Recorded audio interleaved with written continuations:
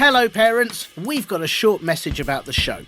If your chief detectives want to hear more from our investigations, including extra compelling evidence with added fun facts, then you can become a paid subscriber of Bust or Trust.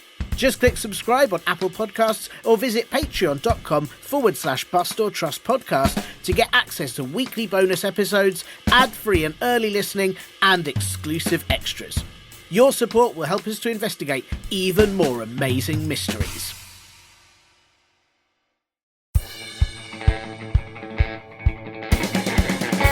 Can you unravel the world's greatest mysteries? Can you explain the unexplained and find the pieces to the most puzzling cases? Or have you got a big party to go to and you want to know where you can catch the dancing plague to help you bust some moves? Tiernan, the dancing plague can't be real. Can't it? Are you a mythbuster? Or a myth truster? I'm Tiernan. And I'm Athena. Welcome to Bust or Trust, a kids' mystery podcast. And we are the Busters or Trusters. We will be looking into some very strange stories from all around the world. No mystery is too big for us. Monsters, ghosts, and all kinds of unusual sightings. You know, like that time you found a jelly baby in your pack of jelly tots. Yeah, I'm pretty sure it snuck in to try them on as hats, actually. Yes, jelly tots are definitely jelly baby hats. And now one jelly baby has all the hats. Solved. Wow. Well, like with that case, we will dig out all the evidence we can find and present the case with all the facts, figures and testimonies. Then it's all up to you, the listener, as you're going to be our chief detective. You'll work out what it all means and make up your own mind. Is our case an unexplained mystery, or do we need to re-examine history? Oh, top marks for the rhymes. Oh, thank you. Are you a mythbuster like me? Because things aren't always what they seem. Or are you a myth truster like me? Because the truth is out there. No, that's the neighbour's cat. Don't feed it. Oh, you know what happens.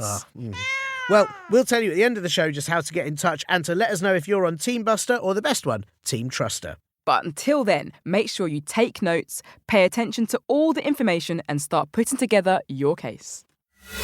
The case. Chief Detectives, I can foresee an exciting case for you in the very, very near future. Yes, and I too can look ahead into, well, the next few minutes, and I predict it's going to be a really good one. It is foretold that we will be looking into quite the mystery. And my divine knowledge tells me we're going to stop all of this and get to the point. Yeah, good idea. So, what have we got, Athena? Right, in this episode, Tiernan, we're looking at the predictions of Nostradamus. Predictions are when someone thinks they know what is going to happen in the future. Like I know I'm going to tell the Chief Detectives about Nostradamus. It's usually a bit further into the future than that. Well, I'm just getting warmed up, okay? Nostradamus was a French astrologer and apothecary. Oh, bless you. Thanks, but it just means an old-timey chemist, and Nostradamus believed he could predict or see the future, which means he thought he knew what was going to happen way before it happened. We sometimes call people with this ability psychics or prophets. People who think they have this ability? Yeah, I fixed it for you. Yeah, all right, fair enough. People who think they have this ability. Of course, Athena will tell you that it has never been proven that anyone can predict the future. But Nostradamus isn't just anyone. His prophecies, which means the things he predicted, are still popular today, and many people are still reading his works looking for clues for what will happen in years to come. He certainly is very famous, and of course I have got some Nostradamus facts. Excellent news. Nostradamus was born in France in 1503. France was a strongly Catholic country at the time, and the Catholic Church was very powerful. It was expected that everyone would follow the teachings of the Church, and if they did anything that was against its rules, they could get in very serious trouble. Whilst the Church didn't officially say astrology was wrong, Nostradamus still wanted to be careful. So he kept his predictions dateless and vague, which means he didn't include many details to avoid getting into trouble. Or so he said. He wrote them down like poems and published them in pamphlets and books. He became a celebrity in his lifetime and even worked for the King and Queen of France. First piece of evidence. Could he predict the future? Well, that brings us to our first piece of evidence, which, and who could have foreseen this, was perhaps the most famous prediction Nostradamus made in his lifetime. His prophecy that the King of France would die. Nostradamus was very good friends with the Queen of France, Catherine de' Medici, and he served under the king as the royal doctor and astrologer, or reader of the stars. He is supposed to have predicted the king's death with the following prophecy.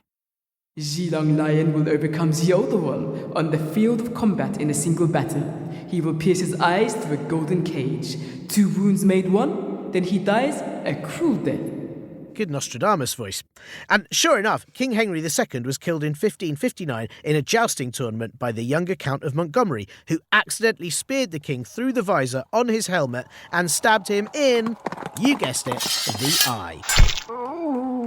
The king was badly hurt and died several days later, meaning Nostradamus totally predicted exactly what would happen. I don't know. I agree. It sounds very similar, but he doesn't actually reference the king at all, just an older lion. Yeah, well, he had to keep them vague, didn't he? But maybe he was referring to King Henry II's lovely locks looking like a mane in some of the portraits of him. Or maybe it's because he slept 20 hours a day. Look, I've no idea, but it's quite a coincidence that his boss should die in exactly the way he described. Okay, but the other thing is that Nostradamus usually wrote his prophecies down.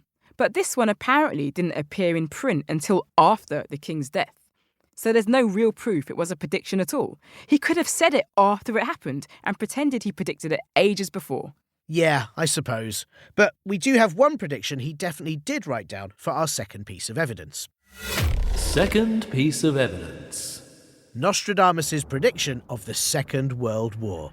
The Second World War was one of the biggest conflicts the globe has ever seen, caused when the leader of Germany, a man called Adolf Hitler, invaded many European countries.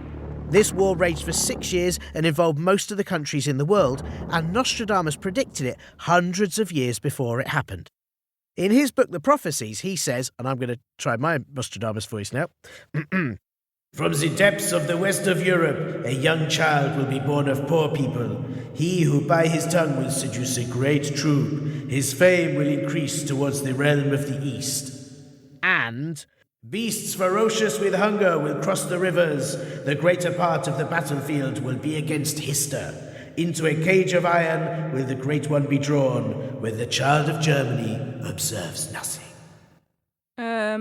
Hister, though, that's not Hitler, is it? It's Hister. Yeah, well, maybe when he looked into the future, he had bad reception or unstable Wi-Fi and, the visions came through a bit fuzzy or something. Wi-Fi? In the 1500s? Are you making up excuses again, Tiernan? Anyway, look, check the rest of what he said. Hitler was born to poor parents and he was very famous for using his speeches, his tongue, to persuade people to do all sorts of things.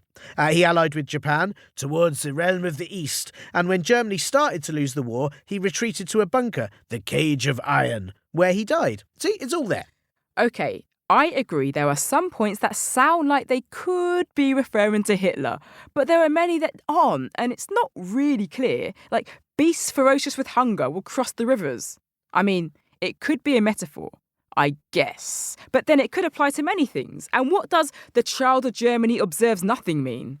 And Hister, or Ister, is the Latin name for the Danube River in Europe. So he was probably talking about that and not Hitler at all.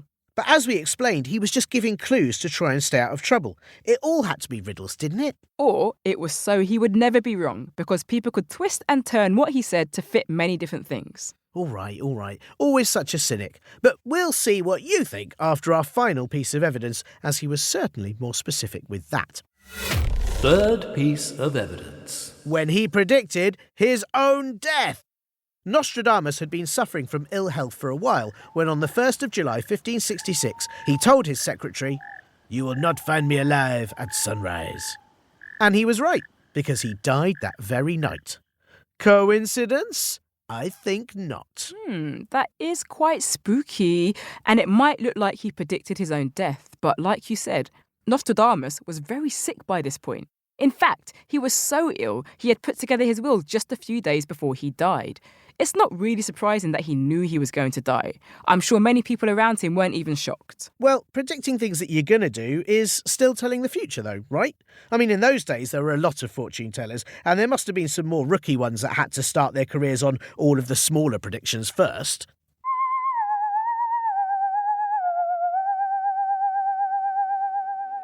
There he is, the magical prophet, Fortune Nate. I heard he knows exactly what's going to happen next. Tell me, fortune, Nate, what's in my future?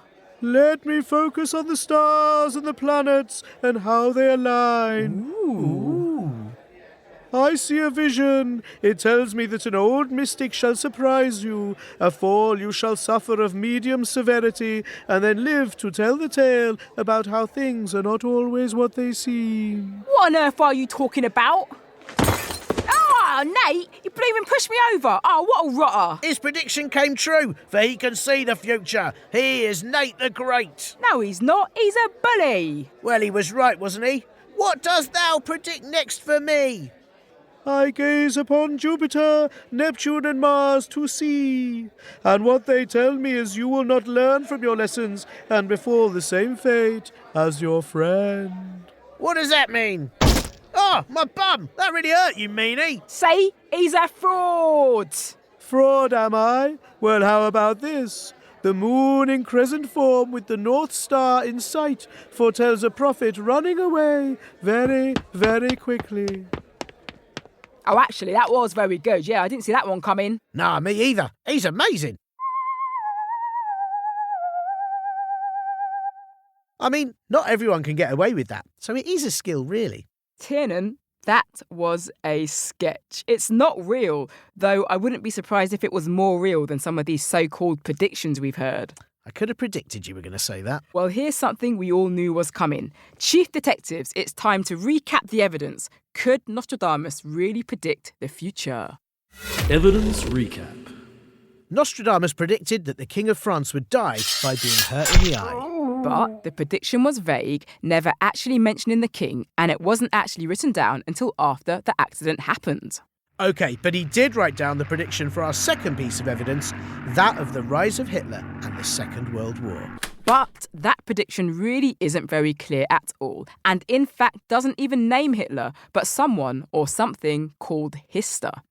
OK, well, for the final piece of evidence, we have a prediction that was spot on. His prediction of his own death. But he had been ill for a while, and he knew he was dying. He had even written his will. So now we're handing it over to you, Chief Detectives. What do you think? Was Nostradamus able to predict the future? Or did he write some vague poems which could be applied to anything? Are you a Nostradamus myth truster? Or a Nostradamus myth buster? We want to hear from you and what you think and whose side you're on, even though it's definitely mine, right? Send us your voice notes with an explanation of why you're a mythbuster or myth truster when it comes to Nostradamus' predictions. All you have to do is ask your grown-ups to help you email us your voice notes to hello@bustortrust.com. Tell us your name, age, what you think all the evidence means, and please make sure your grown-ups give us permission to use your voice notes in our next episode. And also, as much as we'd love to, we won't always be able to use all of them. Well, as a matter of fact, which I know is usually your area of expertise, Athena, I know for certain that we have some excellent thoughts from some of our chief detectives right here. Hello, my name is Claudia. I am 7 years old. I am from La Mesa, California. I am on Team Bus because I think the Nazca lines are offerings to gods. Thank you, Claudia. How clever are you? Of course, you've looked at all the evidence and you've realised that those lines could easily be offerings to the gods. And it makes sense. Do you know why? Everyone knows gods love colouring in, and those pictures are very good for colouring in. Oh, that is some serious detective work, Chief Detectives. I am very impressed. Thanks for listening. And if you enjoyed the show, please follow us on Apple Podcasts, Spotify or Amazon Music, or wherever you listen to your podcasts for more great episodes. We love to hear what you think, so please do rate and review us on Apple Podcasts and Spotify. It helps more detectives find Bust or Trust. We'll even read some of the reviews out on the show. If you could, Athena, would you prefer to look into the past, the present or the future? Ooh, definitely future. Then I'd know what was going to happen. I'd want to look into the present. Why? That's the worst one. Yeah, because then I'd know what I was getting for my birthday. Ugh.